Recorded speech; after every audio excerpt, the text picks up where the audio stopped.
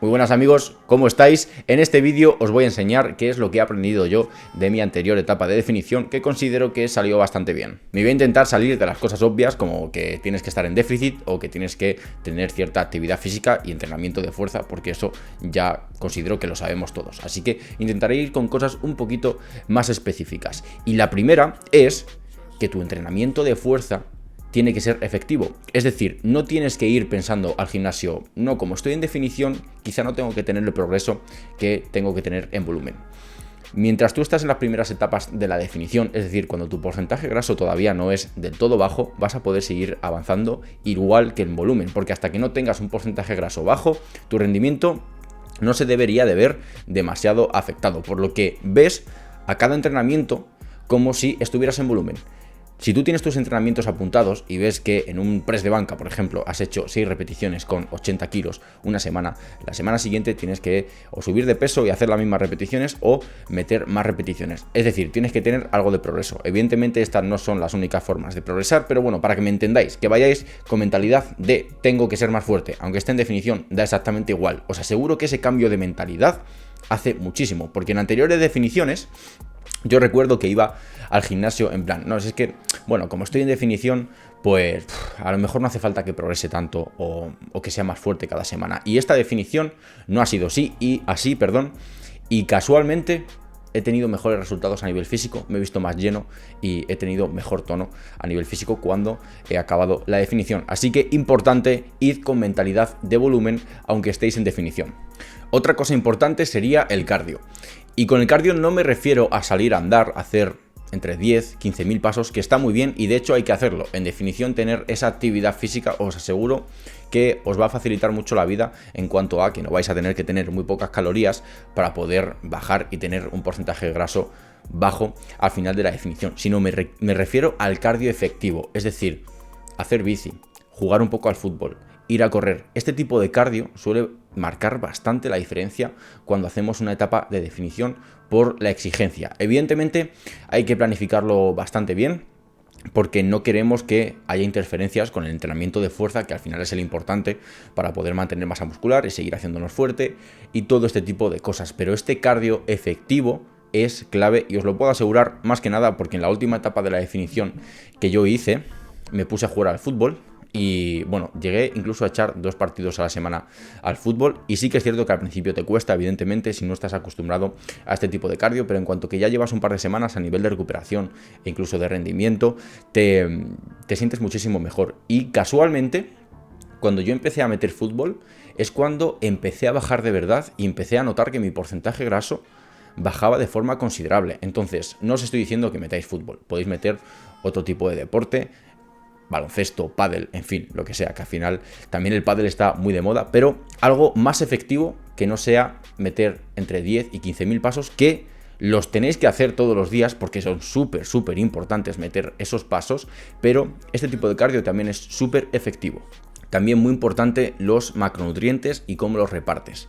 Ya sabemos la importancia de las calorías, tenemos que estar en ese balance energético negativo para poder ir bajando poco a poco el peso y también el porcentaje graso, pero el reparto de los macronutrientes me parece esencial. En otras definiciones, yo lo que solía hacer es tener más o menos las grasas en 1 gramo por kilo de peso. Por ejemplo, estaba pesando 90 kilos y metía 90 gramos de grasas al día. Tenemos que tener en cuenta que 1 gramo de grasas es mucho más calórico que 1 gramo de carbohidratos. Y que luego al final, a nivel energético, en tus entrenamientos no lo utilizas tanto como puede ser los carbohidratos. Entonces, bajar las grasas de forma considerable, sobre todo diría yo que en las últimas etapas de la definición, cuando ya tienes muy pocas calorías y a lo mejor tienes un poquito más de hambre, te faltan bastantes hidratos al día y esto te puede llevar a no verte tan lleno o que la calidad de tus entrenamientos no sea tanta, bajar las grasas de forma considerable, y os voy a poner un ejemplo, yo estaba pesando 80 kilos y estaba en 40-45 gramos de grasas al día, es decir,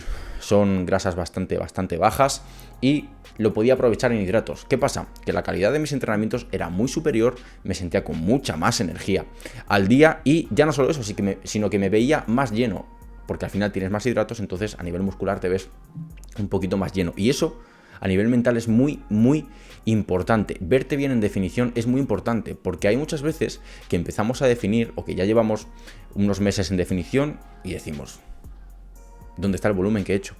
Suele ser por esto, suele ser por esto. Por eso casualmente también, cuando acabamos la definición ya con un porcentaje graso bajo y luego estamos unas 3-4 semanas ya con una subida de calorías y evidentemente con una subida de carbohidratos, solemos vernos mucho mejor, porque todos esos carbohidratos que no hemos metido en esa última etapa de la definición, empezamos a meterlos cuando empezamos esa etapa de volumen y evidentemente nos vemos bastante mejor. Entonces, consejo ya para finiquitar esta parte, bajad las grasas de forma bastante considerable, sobre todo en esas últimas etapas de la definición, ya cuando el porcentaje graso empieza a ser algo bajo, y aprovecharlo en carbohidratos, que lo vais a agradecer muchísimo. También súper importante saber gestionar la fatiga de tus entrenamientos, y esto sería más la selección de ejercicios. Tenemos que tener en cuenta, como os he dicho antes, en las primeras etapas de la definición se puede seguir avanzando bastante bien porque tu porcentaje graso no es bajo. Pero ya cuando llegamos a cierto punto, tu porcentaje graso quizá no te deja recuperar del todo bien, y por eso a lo mejor no puedes tener tanto progreso, aunque tú tengas que seguir con la mentalidad de estoy en volumen, aunque estés en definición, da igual, tú mientras estás entrenando estás en volumen y tienes que progresar. Pero tenemos que intentar que no haya tantos ejercicios que a nivel de fatiga nos exijan mucho. Es decir, os voy a poner un ejemplo, no podemos llegar a una sesión y meter sentadilla, prensa, peso muerto humano, hip thrust y extensiones de cuádriceps.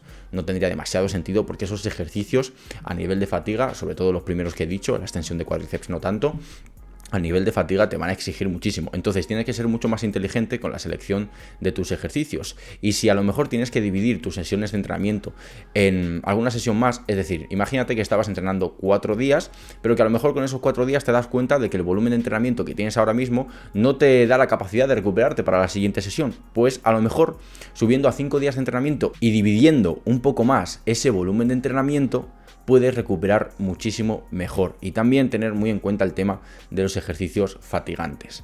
A lo mejor no puedes meter tantos ejercicios fatigantes en una sola sesión, porque evidentemente no tienes tanta capacidad de recuperación, por lo que es muy importante que la selección de ejercicios en esas últimas etapas de la definición sea mucho más inteligente que en volumen, que también es súper importante, pero bueno, como tenemos más capacidad de recuperación, se puede llevar mucho mejor.